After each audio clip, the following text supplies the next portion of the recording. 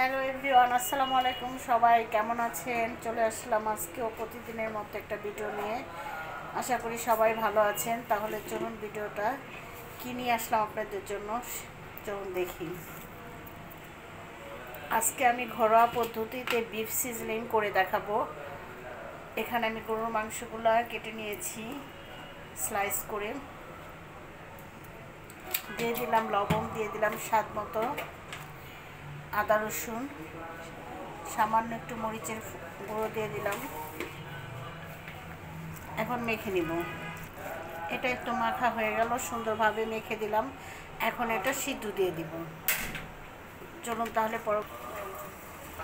এই তো সিদ্ধ দিয়ে দিলাম। এখন আস্তে আস্তে সিদ্ধ হয়ে যাক। এটা কিন্তু মরিচের গুঁড়োর জন্য একটু লাল মনে হচ্ছে। আমি মাংসটাকে ধুইতে ধুইতে একদম সাদা করে ফেলেছি। আর এই যে এইভাবে আপনারা কেটে নেবেন, দেখবেন খুব সুস্বাদু একটি খাবার। চলুন তাহলে দেখি। রেস্টুরেন্টে আর কষ্ট করে যেয়ে খেতে হবে না, ঘরে এভাবে তৈরি করে খেয়ে দেখবেন, খুব ভালো লাগবে এই বিফ সিজনটা। এই যে আমি এখানে পেঁয়াজের পাপড়িগুলো বেছে নিয়েছি। আমি বেশি সবজি অ্যাড করব না, এখানে হাতের কাছে যা আছে সেগুলো দিয়ে আমি তৈরি করব। সেই সাথে আপনাদের সাথে আরেকটা রেসিপি আমি শেয়ার করছি। এই যে ডিমগুলো ভাঙতেছি, দেখতেছেন।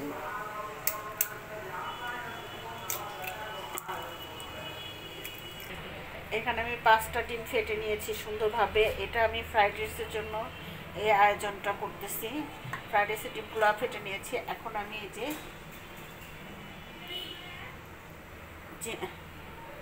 এই যে চিকেনগুলো সুন্দরভাবে আমি কেটে রেখেছি। এখানে হচ্ছে থাই চিকেন হবে, তাই চিকেনগুলো সব মেখে নিয়েছি। এতগুলো তো একসঙ্গে মাখানো দেখাতে হয় না, তাই পাট আমি আপনাদের সাথে শেয়ার করছি। আজকে বিশাল আয়োজন আমাদের বাসায়। শুক্রবারে ছোটোখাটো একটা ব্লগিং আপনাদের সাথে শেয়ার করতে চলে আসলাম। ভালো লাগলে শেয়ার, কমেন্ট এবং লাইক, সাবস্ক্রাইব করবেন। আর সবসময় পাশে থাকবেন। আমার চ্যানেলটার নাম হচ্ছে বাংলাদেশ ব্লগার মেরি। আপনারা আমার পাশে থেকে আমাকে হেল্প করবেন, আমিও আপনাদের পাশে থাকবো ইনশাল্লাহ। এই যে ফ্রাইড রাইসের জন্য আমি এখানে গাজর কুচি করে রেখেছি, গাজর আর বটবটি। এখানে আমি অন্য কোনো সবজি অ্যাড করব না। এখন আমি চিকেনটাকে ম্যারিনেট করে নিব। সামান্য একটু লবণ দিয়ে দিলাম পরিমাণ মতো, মরিচের গুঁড়া আর একটু আদা রসুন দিয়ে সুন্দর করে ম্যারিনেট করব। দিয়ে দিলাম, সাথে দিয়ে দিলাম একটু কর্নফ্লাওয়ার, 1 চামচ পরিমাণ মতো। এখানে প্রায় 250 গ্রাম চিকেন হবে। এখন সুন্দর করে ম্যারিনেট করে রেখে দিলাম। এই তো ম্যারিনেটটা হয়ে গেছে।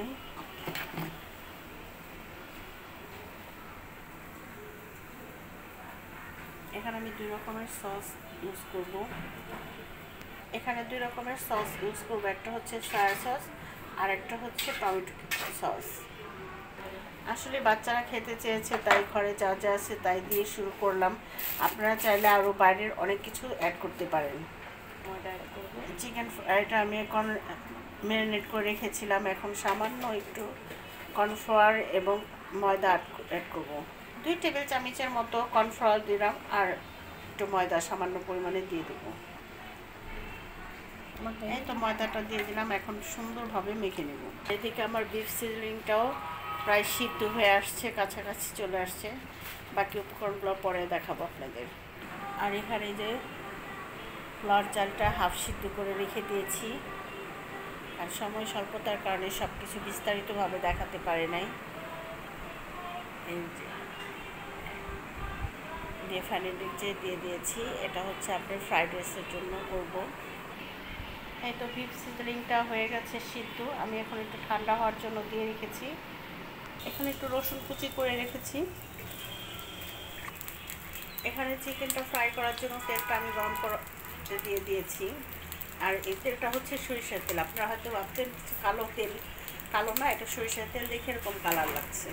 আমি প্রথমেই বলেছি ঘরের রান্না যেগুলো আমরা ঘরে প্রতিদিন করি সেগুলো দিয়ে করবো, তাই সরষের তেলটা হচ্ছে আমরা রেগুলার ইউজ করি, এই জন্য সরষের তেলটাই ব্যবহার করলাম। আমার রান্না দেখলে আপনারা বুঝতে পারবেন ঘরে তৈরি করে কীভাবে মজার রেস্টুরেন্টের খাবারের স্বাদ পাওয়া যায়। সেগুলো আপনারা বুঝতে পারবেন প্রত্যেকটা ভিডিওতেই। এই যে আমি এখন এই উপকরণগুলো দিয়ে এটা মেখে নেব।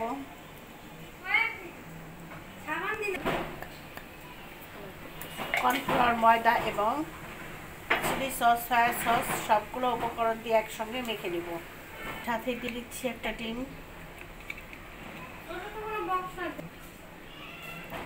সুন্দর করে মেখে নেব। এই তো হয়ে গেল, খুব সুন্দরভাবে মেখে নিয়েছি আমি। এখন আস্তে আস্তে পার্ট বাই পার্ট ভেজে ভেজে দেখাবো আপনাদের। ফাঁকে আমার তেলটা অনেক গরম হয়ে গেছে, এখন আমি চিকেনটা দিয়ে দিই। এই তো এগুলো প্রায় ভাজা হয়ে গেছে, আমি সুন্দরভাবে ভেজে নিচ্ছি। এই তো ভাজা হয়ে আসছে, এটা যেহেতু সিদ্ধ করা তাই আমি শুধু ব্রাউন কালার করে নেব। ভাজতে বেশিক্ষণ সময় লাগবে না, ভাজাটা প্রায় হয়ে আসছে। এই তো হয়ে গেল আমার সাসলিক বিফ ভাজা, একদম সুন্দর কুরকুরে ভাজা হয়ে গেছে। দেখতে পাচ্ছেন খুব সুন্দর হয়েছে ভাজাটা। এভাবে ভেজে নেবেন। যেটা আমি অল্প সিদ্ধ করে নিয়েছি এবং ভাজাটা সাথে সাথেই হয়ে গেছে। ফ্রাইড রাইসের চিকেনটা ভাজার জন্য দিয়ে দিলাম চুলায়। এখন ফ্রাইড রাইসের চিকেনটা ভেজে নেব সুন্দরভাবে, এই চিকেনটার মতোই, চিকেনটার মতোই ভেজে নেব। এটা কিন্তু খালি আর কি নেওয়া যায়, এটা কিন্তু খালিও আপনারা খেতে পারবেন ভাজা দিয়ে, বাচ্চারা খেতে চাইলে এভাবে ভেজে দিতে পারবেন। এই তো ফ্রাইড রাইসের চিকেনটা সুন্দর করে ভেজে নিয়েছি। এখন এই হাঁড়িতে আমি বিফ সিজনিংটা তৈরি করে ফেলবো। চলুন দেখি। এই বিফ সিজনিংটা তৈরি করার জন্য দিয়ে দিলাম, এখন রসুন কুচি দিলাম, একটু ভাজা ভাজা করে নেব রসুনটা। এই যে এখানে কর্নফ্লাওয়ার নিয়েছি আর টমেটো সস, সাথে আছে চিলি সস, সয়া সস দিয়ে দিলাম। সয়া সসটা পানিতে এখন মিক্স করে নেব। এটা সুন্দরভাবে গুলিয়ে নিতে হবে যাতে দলা পেটে না যায়। আর সস আপনাদের পছন্দ মতো নিতে পারেন, বেশি খেলে বেশি, কম খেলে কম। এই তো দিয়ে দিলাম পেঁয়াজটা, রসুনটা কুচির সাথে সাথে পেঁয়াজটাও দিয়ে দিলাম।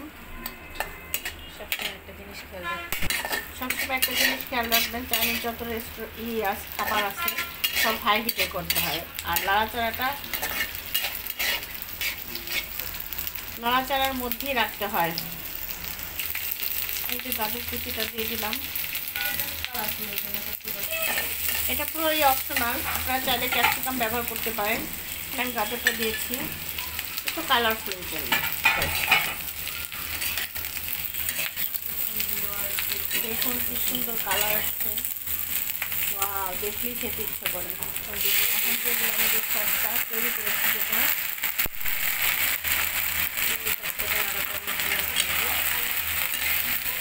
সসটা দিয়ে দিলাম। আর এটা দেওয়ার পরে নাড়াচাড়ার মধ্যেই থাকতে হবে। এখানে আমি আরেকটু সস ইউজ করবো, সসটা মনে হলো একটু কম হয়ে গেছে, আরেকটু সস দিয়ে দিলাম।